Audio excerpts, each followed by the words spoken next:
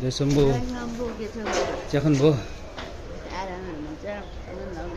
तपाईँले अनि चन्दन लगाइसकेँ मैले के छ खबर शिवरात्रिमा पसेको त्यो के गाँजा खानेहरू झगडा गरेर त्यो पुलिससँग झगडा परेर छ त्यो केटी जिस्कायो भनेर झगडा भयो के पालि राम्रै भएन त्यो केटी जिस्कायो झगडा भएको छैन राम्रै थियो अघि पाल चाहिँ राम्रो थियो अनि तपाईँ अब के गर्नु त्यस्तै खान्छन् त्यसरी नै बस्छन् नगाएर भन्न मिल्दैन उहिलेदेखि चलाएर ल्याए नि तपाईँको जताधारी कतिको लामो छ धेरै लामो छ यो के धेरै लामो छ यो जता के माथि चाहिँ दोबारेको छु प्रभुलाई भनेर माथि अब घरि तारमा ठोकिन्छ घरि कता ढोकातिर ठोकिन्छ कोही मान्छेलाई ठोकिन्छ धेरै लामो हो अनि दोबारेर 108 माला छ रुद्राक्ष माला अनि तुलसी माला लगाएर बेरेको छ लामो छ ऊ माथिसम्म चलि बालै यहाँ उपारी बाटो जति थियो अनि त्यस्तो लामो भारी बोकेर हिँड्नुपर्छ गोपालको त्यही त नुहाउनु पर्यो भने त गाह्रो होला नि त नुहाउनु पर्यो होइन कुर्न चाहिँ गाह्रो हुन्थ्यो अब आमाले गरिदिनुहुन्थ्यो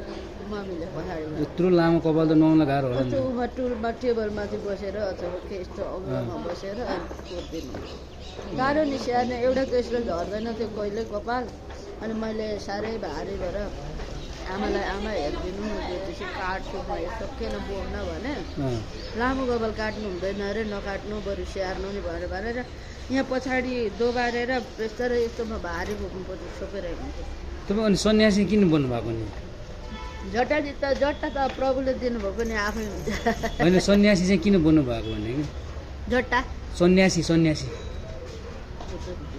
जस घरमा आफ्नो परिवार छोडेर अनि अब के गर्नु त गर्नु भएको हामीलाई आफू छोड्छु भनेर हुँदैन उहाँले नि यसै गरिदिनुहुन्छ त सन्यासी नै हुन त्यो आफै बाध्य हुँदो रहेछ कि त्यो आफू बस्छु भनेर हुँदो रहेछ आफै बाध्य भएर त्यो प्रभुले यति गरेर गरिसकेपछि हामीले त्यो घर परिवार के भन्छ संसारी माया विचित्र भन्छ नि संसारी माया मोह सब थोक त्यागेर प्रभुको उसमा लागेपछि त्यतै हिँड्नु पर्दो रहेछ कि अनि तपाईँ महानगरपालिकामा जागिर पनि खानु भएको छ महानगरपालिका जागिर खाएर अनि यहाँ होइन म त्यो भगवान् चाहिँ मलाई बच्चैदेखि हो तर पनि मैले अब पढ्न छोडिनँ पढ्न अब मलाई आउँछु नै भएको कुरो अरूलाई अब आउँदैन थियो मलाई सरले क्लासमा आहा चिप्लेर बराएर भन्दा इङ्ग्लिस पनि आउँथ्यो नेपाली पनि आउँथ्यो त्यो पाठ रटेर जानु पर्थ्यो पढ्न छोडिनँ पढ्दा एसएलसी पनि गरेँ एसएलसी गरिसकेपछि अब मेरो दाइ यहाँ कलङ्कीमा हुनुहुन्छ कलङ्कीमा आएर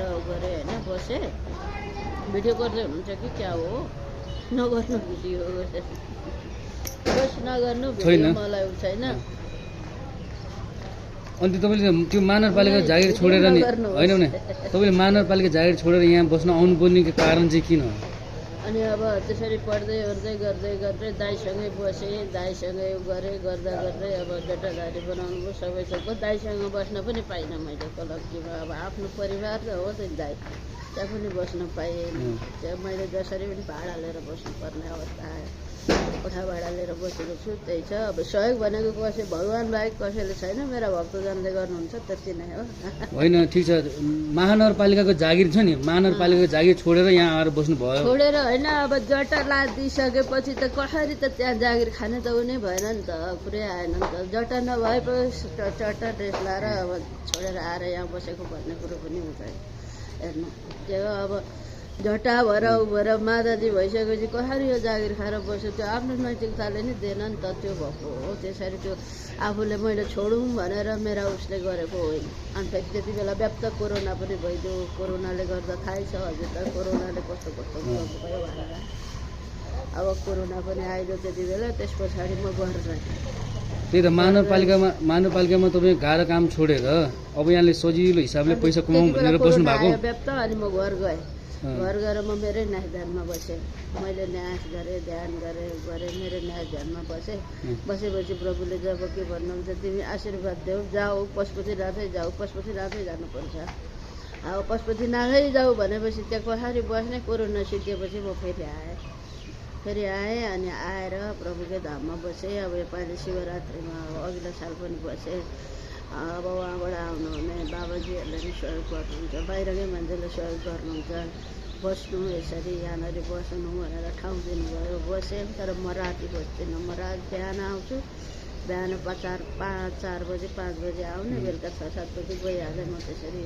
रातभरि बस्ने गर्ने गरिनँ। शिवरात्रिको दिन त अब त्यो दिन राति बेलुका एकछिन बसेँ, गइहालेँ। शिवरात्रिको दिनमा त देखेन मैले तपाईँलाई। त्यो दिन व्रत हुन्छ, अब उपवास हुन्छ। अघिल्लो दिन शिवरात्रिको दिनदेखि भोलिपल्ट बेलुकासम्म व्रत भयो, व्रत बस्यो।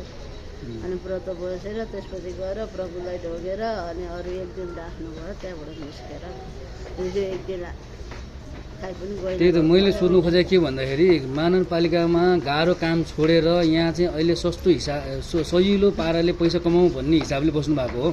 त्यसरी होइन प्रभु, त्यस्तो त्यो अन्यथा नसोचिदिनु होला, त्यस्तो अन्यथा नसोचिदिनु होला। हामी भनेको भगवान्ले हामीले चाहेर होइन, भगवान्ले आफै दिनुभएको हो हामीलाई। त्यो हामीलाई देऊ, मलाई चाहियो, मलाई ल्याऊ भन्ने कुरो होइन। यो भगवान्द्वारा स्वयं शक्ति प्रकट भएर नै अबको हो। त्यसरी होइन, महानगरपालिकामा पनि नभएको होइन, राम्रै थियो, नभएको होइन, एकदम राम्रो थियो। तर अब भएन, आफ्नो शरीरले दिएन। अब यस्तो साधु सन्त भएर हिँड्न लेखेको छ, कहाँ बस्नुहुन्छ? उहाँ अमेरिकामा बस्ने एकजना आमा आउनुभएको थियो अस्ति आमा बस्नु। उहाँलाई किन अमेरिका बस्न दिएन? अमेरिका नबस्छ, तिमी घर गएर बस्छ भनेर म यहाँ आएँ प्रभु। यसरी आएँ। त्यो अमेरिका बस्नेलाई चाहिँ डर थियो होला त, घर गएर बस्छु। उहाँ भोले बाबा आएपछि उहाँलाई के भएछ, एक्कासी गाह्रो भयो। पशुपतिनाथ जाऊ भन्नुभयो, पशुपतिनाथ जाऊ भनेर उहाँ भनेको उहाँ चितवनको मान्छे हो, चितवनको मान्छे। उहाँ गएर पनि यहाँ आएर यहाँ मसँग बोलेर जानुभएको। नभएदेखि उहाँलाई चाहिँ के त्यो अमेरिकामा पैसा कमाउनु छोडेर यहाँ आएर घरमा गएर बस भन्नुहुन्थ्यो होला र बस्न दिँदैन। बाहिर कुनै ठाउँमा पनि चाहे जो कसैलाई जाने आउने हुनसक्छ। यहाँ अर्को पनि आउनुहुन्छ, अमेरिकाबाट आउने एकजना बानेश्वरबाट आउनुहुन्छ। उहाँलाई पनि उहाँ बस्न नदिएर, छोरा मान्छे हो, बस्न नदिएर म यहाँ आएको छु माताजी, यसरी आएँ। त्यस्तो भयो। अब जानु चाहिँ जान्छु, तर उहाँ गएर मलाई बस्नै हुँदैन। म यहाँ आउनैपर्छ, धाम आउनैपर्छ, मन्दिर आउनैपर्छ, बस्न दिँदैन भन्नुहुन्छ। किन चाहिँ उहाँहरूलाई चाहिँ उहाँबाट यहाँ आउनु? म त अमेरिका त गएको छुइनँ प्रभु, देखेँ सपनामा म सुतेर देखेको छुइनँ मैले त, नभएको कुरो गर्नु हुँदैन। अब विदेश भनेको त कस्तो हुन्छ थाहा छैन, तर अझ जाने मान्छेहरूले नै स्वयं आएर मलाई त्यसो भनिरहनु भएको छ। नभएदेखि उहाँहरूलाई चाहिँ अब भोले बाबा आएर त्यो के भन्छ, हजुरले भन्नुभयो नि उहाँ पैसा कम्ती भएर यहाँ कमाउन आउने, के कमाइ हुन्छ?